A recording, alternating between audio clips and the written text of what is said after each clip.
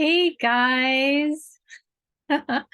Um, I am excited to be part of this session and I'm kind of maneuvering this technology. And hopefully I do it okay. So I hope everyone can see the screen that I'm sharing that has my PowerPoint presentation. But I'm super excited to join everyone here. And I will be talking for about 15 minutes maybe because I really want to have a lot of engagement, questions answered at the end. So I'm going to be talking about tiny house communities and how I've been on my journey in an effort to try to form one myself. So that's the focus of my presentation today. And feel free to use the chat to ask the questions. And I'm going to try to answer as many as possible at the end of my session or, like 15 minutes into it. So yeah, I'm just going to get started so I can leave as much time for everyone else for the questions. So hello, again, I'm Vina from Soul House Design, and I just am wanting to just welcome everyone from all over, I think, the world for this event. And so I'm just going to talk a little bit about my background. My journey with the tiny house started about 10 years ago in 2012 when I first built my tiny house and designed it and expanded it to other things like an office space that you see here at the bottom with a courtyard that kind of joins both units together. And that's how I started envisioning the idea of a village or a community of tiny houses where you can have a cluster of these transportable tiny homes in a parcel so that you can allow other people to live with you, have other uses for the units. And that has served me really well during the 10 years on this journey.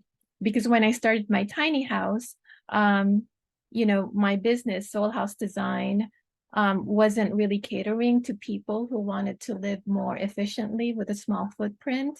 And since I built my tiny house, a lot more of my clients were aligned with my values of living smaller and living more sustainably. So as I grew my business, as a result of that, I was able to save a lot of money because of a smaller footprint and expenses on a monthly basis. I was able to save up to actually buy property in California, which is kind of an insane thing to buy property in California because it's so expensive. So about 5, 6 years ago, I bought property here in uh, Oakhurst, which is northern part of California. And the property that I purchased was with a creek at the back of the property, and the road is here. So if you kind of envision a really long parcel there's an existing unit right now, which is a cabin that I rent out as a short-term rental. And my vision for this property was to have a community built in, a micro community, not like 12 or 20 units, but more like four households sharing one parcel. And so this is an initial idea of what it was going to look like. And this is about 4 years ago when I did this drawing. But the past, several years, I've been trying to acquire the money to develop it for more units, but it's been a challenge. And so these are just the pictures of the creek in the back of the property, which really is the reason why I bought it, to have a creek or water source right on my property. And this is kind of a more long-term vision for the property with the creek here in the back, and then the existing cabin here is the main kind of two-bedroom unit that was a larger unit from the rest of the space. And these were smaller community buildings like shared storage and a huge community garden like farm to table food source was what I was envisioning, and also a huge deck at the back that has a view overlooking the creek. And these individual units were going to be based on my prefab units that I had recently designed for a client. And so this was the vision of a really sustainable off-the-grid sharing resources with a few friends or family members, so we can help each other and share the mortgage and basically support each other as a community. So since then, that was like 4 years ago. This one is a more recent project that I've done, which consists of a property in Santa Paula, California, which is right next to Ojai, which is where I'm originally based in Southern California in Ojai. And this client had come to me to build a small ADU on the back of their property for her sister. So this is the main house. This is the parcel, the large parcel of property in Santa Paula. This is the street, and this is the main house, which actually houses. So my client was or is a couple who wanted to have their mom live with them. So their mom lives in the main house with them. It's an extended family unit.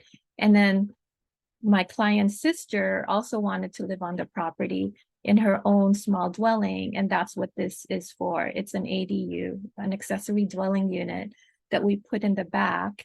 And it was based on a prefab design that I've been working on for several years. So this is kind of the renderings of them, which you may have seen from previous, years that I've been kind of conceptualizing this idea where it's built in a factory, it's pre-permitted, pre-engineered with the state of California, with HCD, the Housing Community Development, which is the governing jurisdiction for all of the state of California. So it's permitted with the state for the structure, but the foundation and anything site related would be permitted with the local jurisdiction. And in this case, it would be Santa Paula. But the beauty of the prefab is that all the permitting for the structure is done with the state in a very streamlined fashion, so that while the foundation and site work is being done, you can build the structure in the factory at the same time, so that you can really shorten the process of construction and permitting within 3 months. And you can also control the cost, because before they start the construction in the factory, you actually have to finalize the cost of the structure before they start it, so that there's no changes typically during construction, to make it the most efficient process as possible. So this is basically the finished product, where we have the prefab on the site with a huge deck. And this location is a very high fire hazard location, basically typical in Southern California and all of California. So all of the exterior finishes are rated for high fire zones. We have a metal roof, which is really important to minimize the spread of fire, because most of the start of fires begins with the air, embers being floating onto the roof. So the finish on the roof is actually more important than anything else on the structure. But the walls, the finishes on the exterior is also rated for high fire as hardy panel siding. It's a cement board siding that's resistant to fire. And then the interior is just a simple shot here with an open floor plan space for the living room and kitchen. And you can see more of these on my website for the interior shots. But I wanted to just kind of show how you can create sort of a community with, a small little ADU in the back, and making it really efficient, especially for small lots. You know, you can fit a small 300 square foot, 1 bedroom, 1 bath unit and still have plenty of room for gardens and open space that's shared with the rest of the family. And I think when Lindsay was doing her presentation just before me, she started speaking about SB 9, which is a new state mandate in California that allows one parcel of a single family lot to be subdivided into 2 parcels, which means you can have 2 dwelling units per parcel.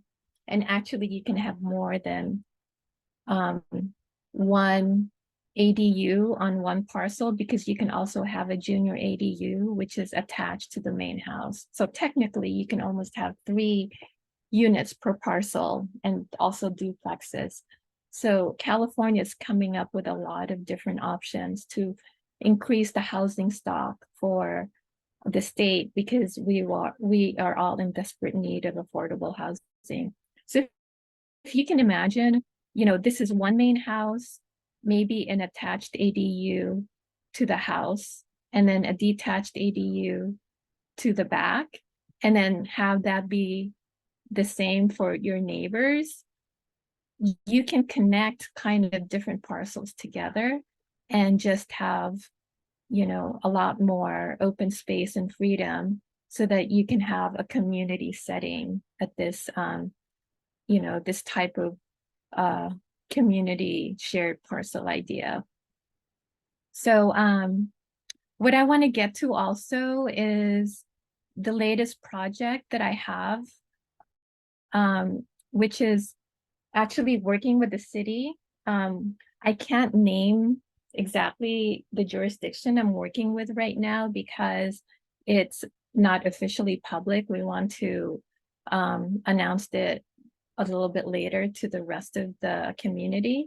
But they approached me last year to develop 3 parcels, city-owned. So this is actually in Southern California. It's not the city of Ojai, but it's close. And the city owns 3 parcels. You can see 1 parcel here, another parcel, and another parcel. And this is a site plan that has the trees, a lot of trees on the property, quite a bit of topography shown here. So we wanted to really minimize the grading and keep all of the existing oak trees, so that we're keeping the natural features of the site.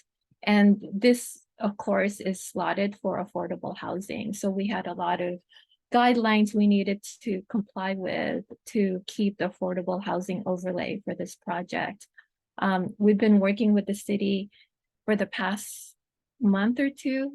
It was actually put on hold last year because of complaints from the neighbors. So you know how that is. We didn't even do anything to start the project other than having a soils engineer on the property to get a soils report. But the neighbors were complaining that we were going to develop the property in a not very pleasant way, but they weren't aware of all the things that we were wanting to do to preserve the natural features of the property. So since the past few weeks, we've been working with the city. We came up with a pretty good plan that preserves the entire 3 parcel, like almost a village set in a park. We are keeping all of the existing trees on the property. We are respecting, you know, their drip lines, because typically you can't put any structures within the drip lines. And the topography, you know, we needed to respect also.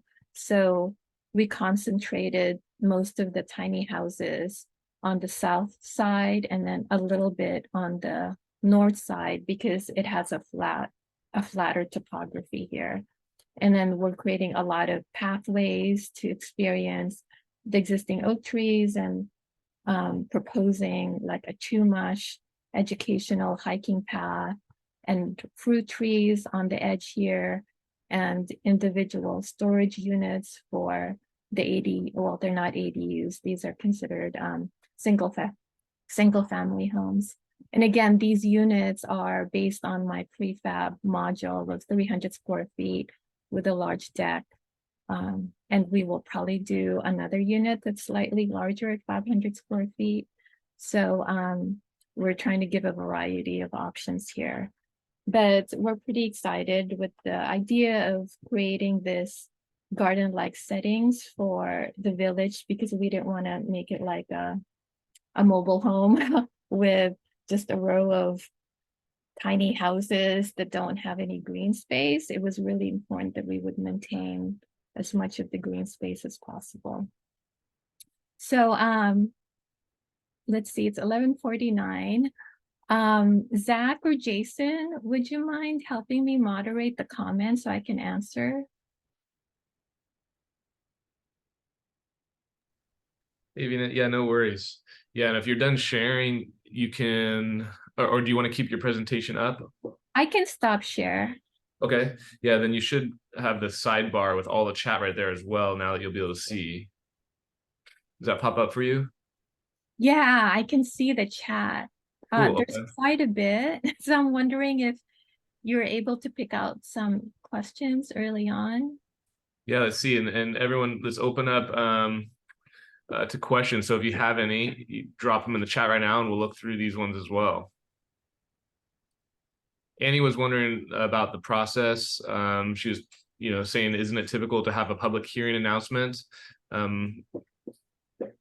Absolutely. No, so we are doing, not we, but the city is going to have a podcast sometime soon to just announce the project to the community without any presentation, because we wanted to get their feedback before we even have a formal presentation. So this is just a very preliminary preview. But we've been working very diligently with the city to make sure that we're not getting too far ahead. I've been working with a few consultants to make sure that it's not, it's actually doable before we present something to them. But yeah, we'll definitely have several hearings with the community. There's no doubt about that. Cool, yeah. Let's see. Lizzie was wondering if you're still moving forward with the Oakhurst project. Yeah, the challenge is the funding, because even though I own the property, just building more units on it with the permitting and the infrastructure to develop the property is quite costly. So that's what's keeping me. I have a vision, but it's slow. So it's trying to get funding to be able to develop the property and doing it in a sensitive way.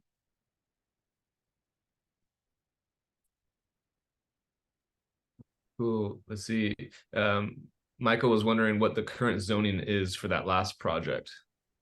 It's RM.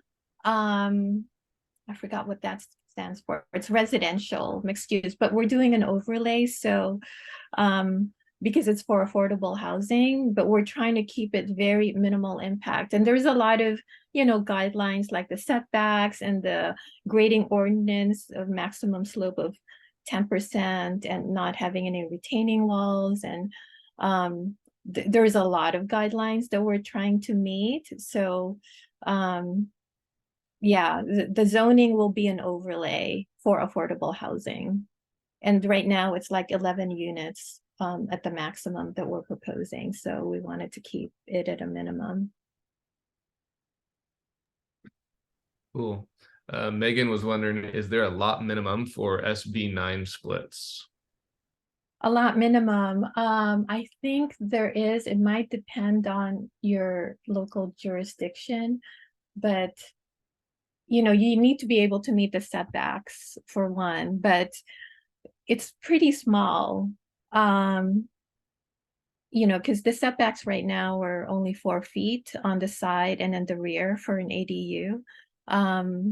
And so, maybe like it's not very high for the moment. I don't know exactly the technical square footage or acre. It's not an acre definitely, but you can find it on if you Google it, you can find all the details for SB9. And Renee was wondering if she can contact you for consultation if she starts her own subdivision or community. Yes, of course. So you can contact me with my email, vina@soulhousedesign.com. You can also look at my website, soulhousedesign.com. It's spelled SOLHAUS design.com.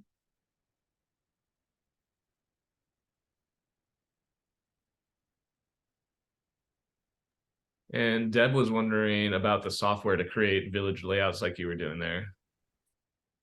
So the last one with the city was created by my consultant on ArchiCAD because it allows, 2D and 3D at the same time. And the first one that I did of my property was done by another consult because I don't do 3D. But I think it was a combination of Lightspace and Photoshop and a few other programs.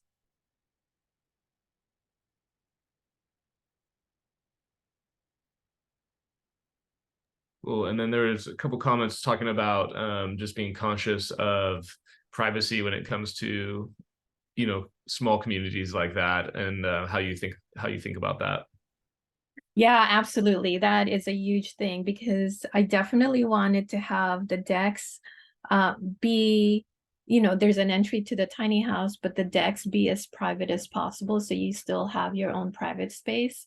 So that's going to be built into the plan. And also one of the suggestions I made with the consultants just actually today was that to remove the kind of driveway on the northern side so that we can push the units more, away and eliminate the driveway and have the parking closer to the street so that we can screen with trees in front of the unit so that there's really privacy while you're sitting up on the deck.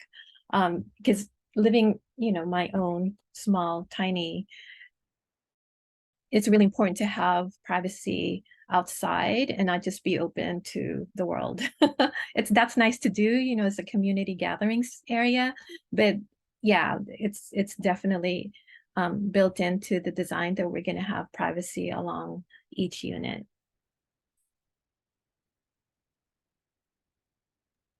Definitely, yeah. And Annie was wondering about engineering and how they're, for things like earthquakes or high wind. Yeah, so these tiny homes that I've been designing are on a foundation and they need to meet strict seismic requirements per the, zoning, the seismic zones for each jurisdiction because they're different depending on where you are. So because it's still complying to the International Residential Code, based on typical traditional site-built construction on a foundation, we still need to meet all those requirements, not just for seismic, but also for energy efficiency, which is quite strict for the state of California. It's Title 24, so we need to meet all the insulation, our values, the windows and doors for the openings need to be dual glazed. The roof and insulation needs to be at a minimum per Title 24 requirements. So we are meeting all of those, whether or not it's with the state, with HCD permit processing, or with the local jurisdiction, which is essentially both for prefab modular. And it's actually more strict than the current RVIA standards, which is, I think, Title 25 for tiny house on wheels, because those are based on travel. That's just the way that it's set up right now. And I know it's changing, but the International Residential Code is the most strict code that you would have to comply to, which is what we are doing for these prefab units.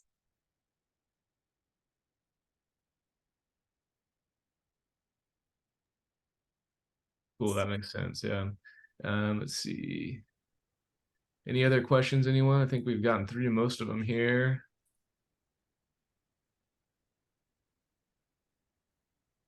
If lenders count ADU rent towards the appraisal value. Um, so if you own, these prefab units, they're counted as real property because they're set on a foundation, unlike tiny homes on wheels and mobile homes. They're not considered real property, so they don't appreciate as much and they're not valued the same way. So they appreciate just like traditional stick-built homes. Yeah, and as far as the lenders go on that side, we've typically seen most lenders want to see 2 years of history for before counting as far as on the lending goes, but as far as appraisal value goes, I think that oftentimes an appraiser will take into account, any revenue from, an ADU or tiny home on there. Probably not a tiny home, but yeah, attached to a foundation. Yeah, exactly. A tiny home is kind of that's a term that is kind of flexible. It's really whether or not it's based on a foundation or not. That's what considers it, real property or not. Like a mobile home is not considered real property, and a tiny home on wheels is not considered real property unless you put it on a permanent foundation, like Yeah. taking out the wheels and putting it on a CMU perimeter block foundation. Exactly. And I think last one here, Vicky was wondering what business model that city project was. Where was it, rental or ownership? The city would be developing it as a condo map. So there might be an HOA, but they would sell it eventually, like within the year after it gets built, as a single family home. So that's the goal for the Cool. city, because they're not, they're not developers. They don't want to try to be one. Exactly. All right, Vina. Well, that's all the time we have. Really appreciate it. That was wonderful. And it looks like everyone got a lot of value out of that. I just dropped Vina's website there in the chat for you guys to check out as well. Great. Thanks so much to everyone and to Zach and your team for doing all this work. I really appreciate it. And feel free to email me for any additional questions. I'd be happy to answer them. Awesome. Thank you, Vina. Thanks, guys. Bye, Vina. Thanks so much. See everyone else in the next session. See ya. Awesome. Bye. Thank you. Bye-bye.